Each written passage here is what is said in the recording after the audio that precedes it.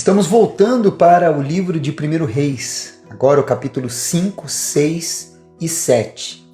Eu não vou me entreter aos detalhes que falam sobre todo o passo a passo da construção do templo que foi erguido por Salomão, mas alguns detalhes que chamam a atenção e que nos ensinam. Eu quero convidar você também para estes detalhes. Eu tenho certeza que você que leu, com certeza algo lhe chamou a atenção. O que me chamou a atenção, por exemplo, foi sabedoria para negociar.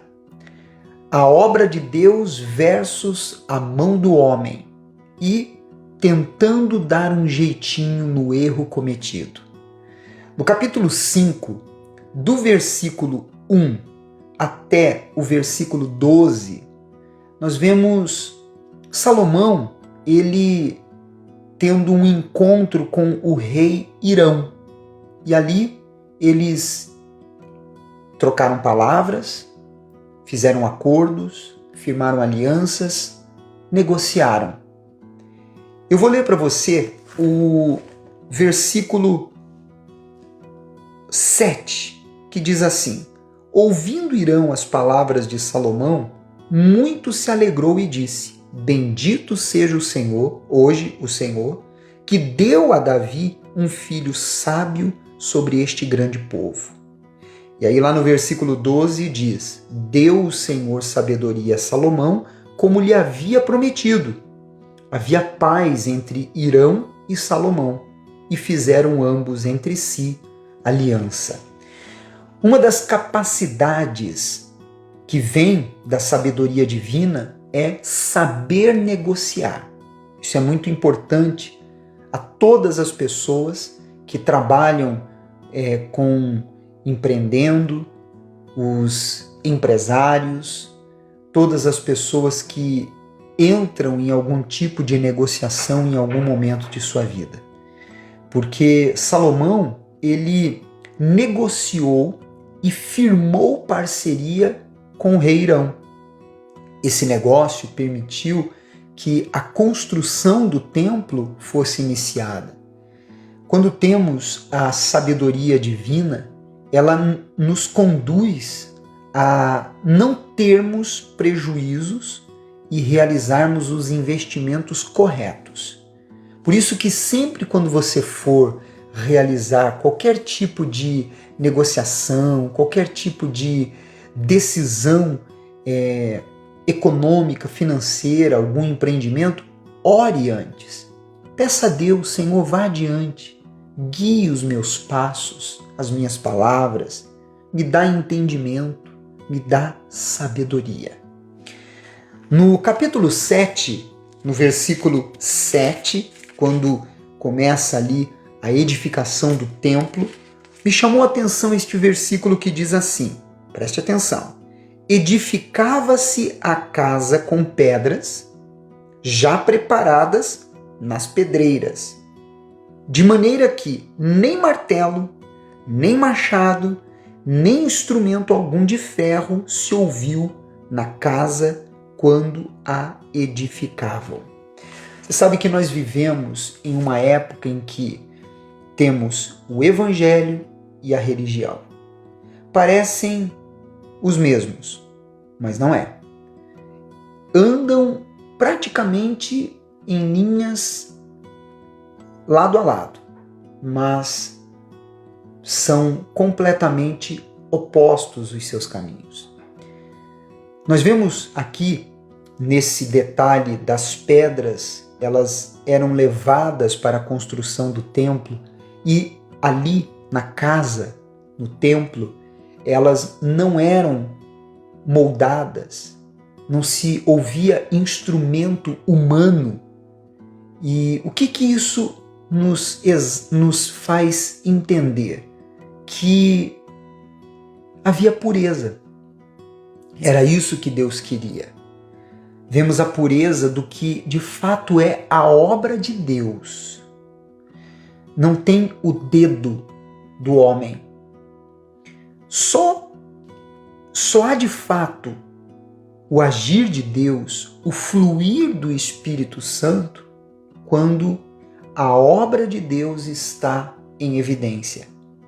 Quando há o agir do homem, quando há o fluir das ideias humanas, então a obra de Deus é deixada de lado.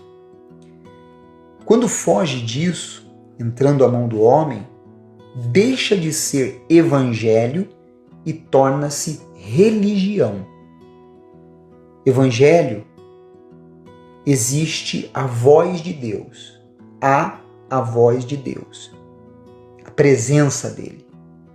Na religião, há o barulho e o destaque do homem com as suas ideias.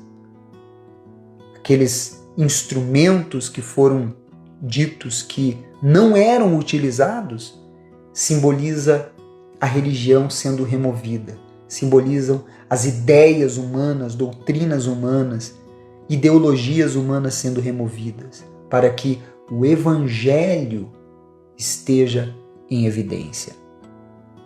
Que profundo, né? A obra de Deus é assim.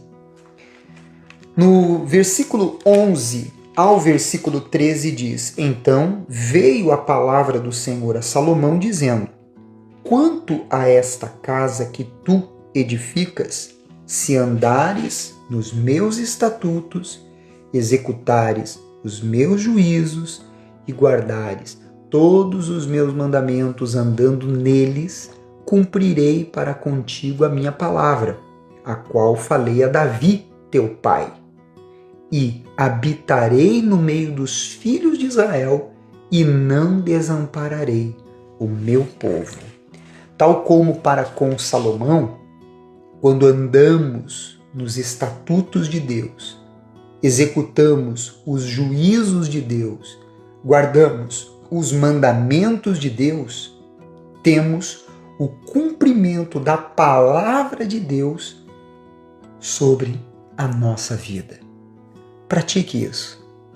No versículo 38 do capítulo 6, diz assim, preste muita atenção: E no ano 1/10, no mês de Bu, que é o 8º, se acabou esta casa com todas as suas dependências, tal como devia ser. Tal como devia ser. Levou Salomão 7 anos para edificá-la. Observou esse detalhe, tal como ela devia ser? Deus deu em detalhes como deveria ser a sua casa. Assim ele faz conosco.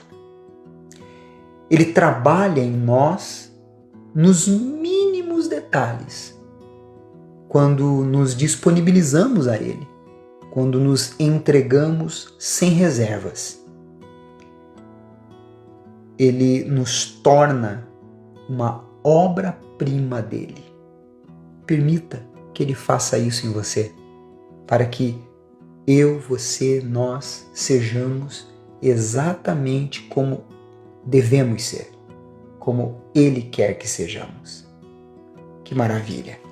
E para terminar, no versículo 8 do capítulo 7, quando entra no momento em que Salomão edifica os seus palácios, edifica a sua casa, há um detalhe muito importante. A palavra de Deus diz assim: a sua casa em que moraria, fê-la noutro pátio, atrás da sala do trono, de obra semelhante a esta. Também para a filha de Faraó, que tomara por mulher, fez Salomão uma casa semelhante à sala do trono. Ele não levou a filha de Faraó para morar no lugar sagrado, onde estava o templo, onde ele havia sido construído. Sabe por quê? Porque havia uma ordem dada por Deus que não era para se casar com mulher estrangeira. Deus falou isso desde a época de Moisés, quando ele deu esta ordem. E isso estava em registro. E Salomão, ele fez concessão e se aliou a uma mulher estrangeira desobedecendo a Deus. Ele tentou amenizar o erro, deixando-a longe do lugar onde estava o templo para adoração a Deus. Nós não podemos agir assim, fazendo algo certo para cobrir o errado. Muitos vivem nessa artimanha de fazer concessões ao mal e justificam falando sobre as coisas boas que faz. Então, reflita sobre isso, porque Deus, ele vê as intenções que carregamos e jamais devemos fazer concessões ao que é errado. Se o vídeo de hoje te ajudou, então compartilhe com todos os seus familiares, amigos, contatos, redes sociais, coloca no Story e também deixe o seu like e o seu comentário. Amanhã voltamos continuando neste livro de 1 Reis, nesta jornada de Gênesis a Apocalipse, no Devocional 2024. Eu aguardo você. Até lá!